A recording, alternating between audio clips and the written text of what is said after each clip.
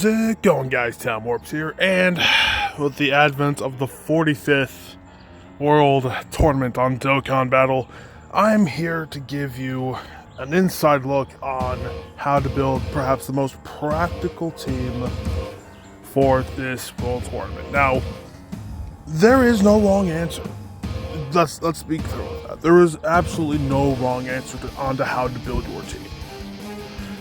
However, for those like myself who are so insistent on the competitive grind, I have perhaps composed an optimal team for said grind. Now, as most of you know, the only super attack units that are free to play that attack everybody, it's a small count, truly. And so, allow me to unveil 3 different options of mostly composing of the same team, but support-wise, 2 different units. 2 to 3. So, allow me to introduce option A. Now, as you're going to notice, these teams are going to be based off the Saiyan Saga. Tien is going to be your best leader here, considering he is going to lead with a key plus 4 HP attack and defense boost of 130%. Now, in terms of a leader skill, that's great for free to play. That's great. We'll take that. Considering the rest of these units don't have that lead for free to play, this is going to be your better option. Now, as you can see, we have both of the attack all super attack units right here. 2 of the 3 of them anyways. That being the Prime Battle Physical Krillin, and the Intelligence, free-to-play Intelligence Raditz. Now, looking on the build of this, alright, there's 2 things about this.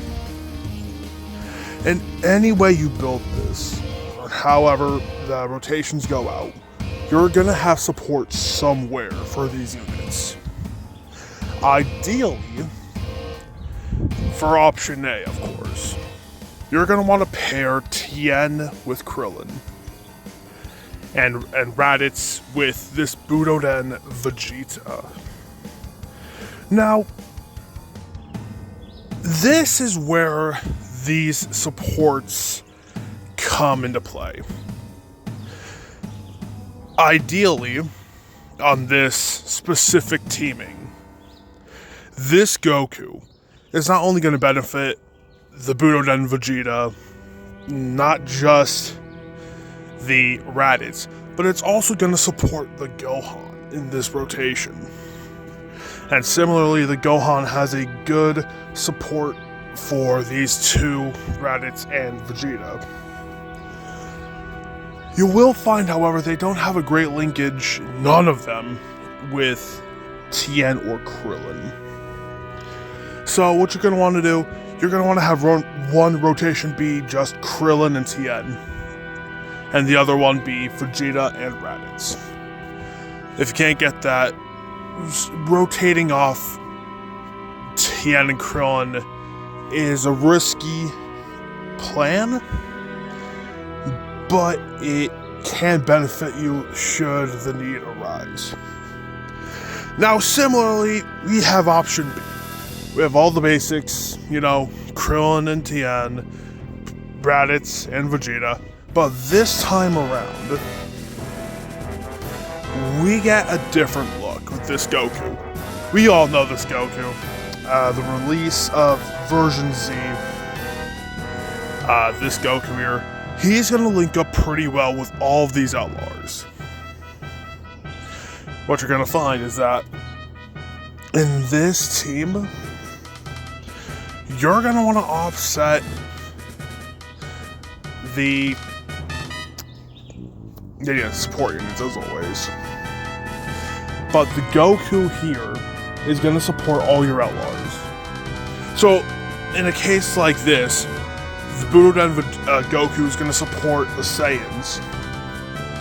the Goku from Z is going to support all our LRs. Now, the question is, what is a better composition? The linkage is great for both teams. Absolutely fantastic. But option C is the mixture of both worlds, if you will. You got the Budoden Goku, who's going to support the Saiyans, of course, but he's also going to boost the other Goku. They got 4 or 5 links shared between the two of them. And while you have that, you have the other Goku, Z Goku, supporting up the LRs. So no matter how you switch up the rotation, those two rotations of the super attacks, the attack all super attacks, AoEs, are going to be going off practically every rotation. It's going to be practically going off every rotation. So ideally, this is the best look for your free-to-play World Tournament team. Now, in terms of items, we have a lot to choose from, of course. You've got your King Yenmas, you got your Pilafs, your Oolongs. Yes, we have all that, but the items you're going to want are among the following. Where is it? Ghost Ushers. They're going to negate a turn. Basically, you're going to have a free turn of attacks, plus it carries over into the next rotation. So if you negate the first Ushers, that same rotation will come back. And if you prioritize taking out those units in that rotation, you basically have a free turn of attacking. Outside of that unit, you have units like, not that one, Pilaf here. Pilaf is a unit, or is a support item, that is gonna turn any potential fatal super attacks into normal attacks. Basically, you won't get bodied on the single turn you see a Broly, or a Janemba, or whatever happens to be the unit that's gonna scare you to death. But it's him and this support item right here, Baba. Baba is going to basically do the same thing that Pilaf does. You're not gonna get any super attacks on that turn, but you're gonna get the normals off of it. Now, going on to the remainder of the support items that you're gonna want, okay? You have several ways of reducing damage. King Yenma, you've got Whis, you've got Icarus, but Whis is gonna be a very valuable support item. You get that 40% boost for 2 turns, and it's in retrospect, that 40% is going to do a lot for you in the long game of this World Tournament grind. Similarly, Icarus, where is Icarus? Similarly, in that 35%, that is going to save you a lot of damage and health in the long run. If you don't have any of these items, you have other alternatives. You have your aiders. You get your recovering health, raising your defense. Or yet again, Princess Snake. You're recovering health and reducing damage by 30% for 1 turn. That 1 turn is going to be really looking good. Alternatively, you got support items like Nurse Chi-Chi. Yet again, you're reducing your enemy's attack and defense by 74% for 1 turn. Which, that's going to be doing a lot of damage to them in the long run. Next up, we got Shamo. Similarly to Chi-Chi, but in a lesser effect of 2 turns for 30%. Now,